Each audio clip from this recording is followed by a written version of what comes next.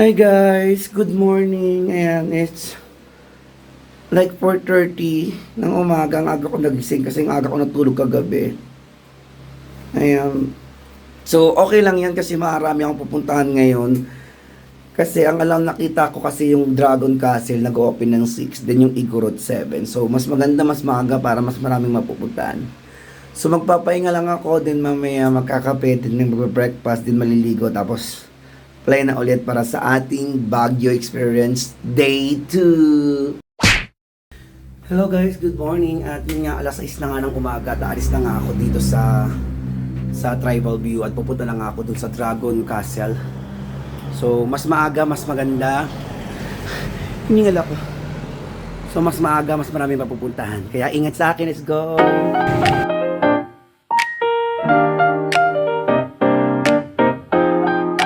Guys, sumakay na nga ako ng taxi papunta doon sa Dragon Castle since malapit lang daw yun. May jeep naman daw kaso maaga pa kasi kaya nag-taxi na ako para at least nandun na ako. Hi guys, so andito na nga ako sa Dragon Castle. So mag-aantay na lang kami na umalis papunta doon sa taas. Actually, ando doon sa taas nakita ko na dito yung Dragon Castle. So dito sa baba, magbabayad ka ng 165 regular ito.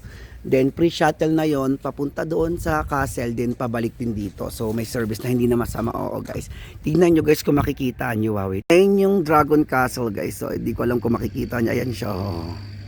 So pataas tayo dyan mamaya. So perfect. Grabe guys, mas malamig dito. Nakakaloka ang lamig. Oo. So ang tagal ng shopping guys, ang lamig talaga, promise.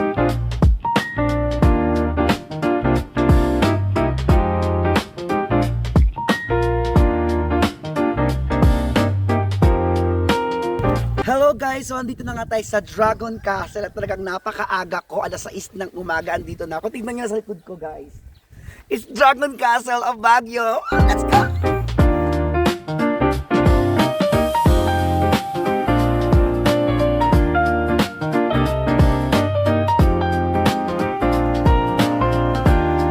Hello guys! Guys, grabe, sobrang ganda dito sa Dragon Castle. Tignan nyo guys. Parang ang nasa ibang mundo, nakakaloka, ang ganda. Sobrang ganda, ang ganda talaga. Tapos overlooking pa. Tingnan nyo naman.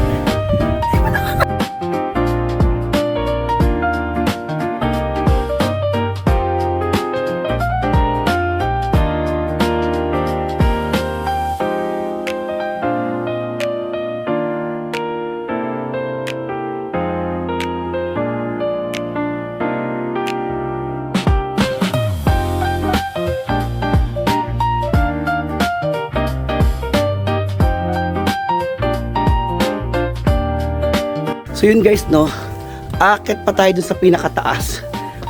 Akala ko kasi sarado pero hindi naman daw. So akit tayo. Grabe ang lamig dito, ang sarap. So akit tayo guys. Diyos ko, nakakaloka, pagod na ako eh. So ito pala yung pinakataas. Diyos, nakakapagod. Wow!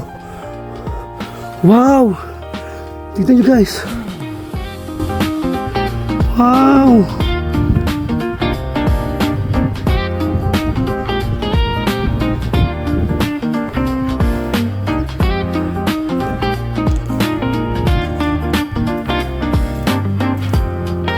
So yun nga guys, no, galing na nga ako dito sa Dragon Treasure guys. Napakaganda talaga, sobrang nag-enjoy ako.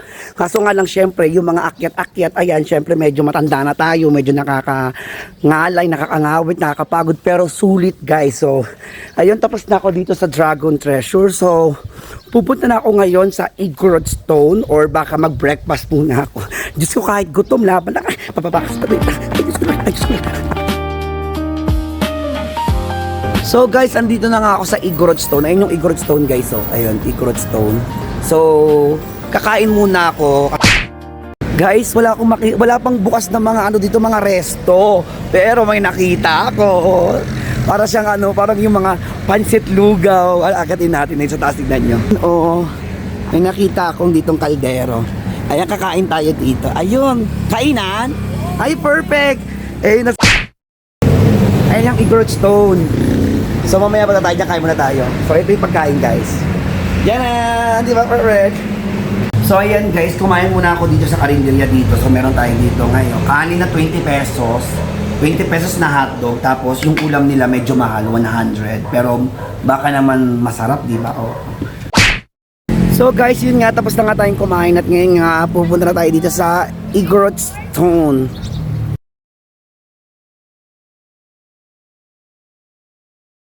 So yan guys, kumuha muna ako ng ticket, it's 130 pesos.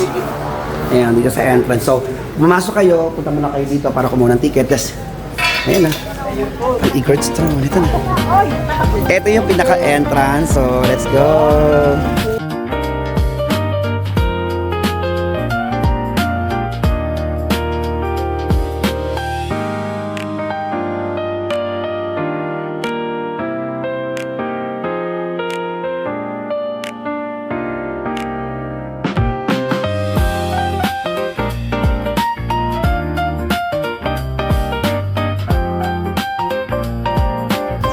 Alam niyo guys, kung tatanungin niyo ako kung sino ang mas nag-enjoy, mas nag-enjoy ako doon sa Dragon Castle. Kasi dito sa Igorot Stone, parang pare-pareho lang naman nakikita mo. Ganun. Pero maganda siya.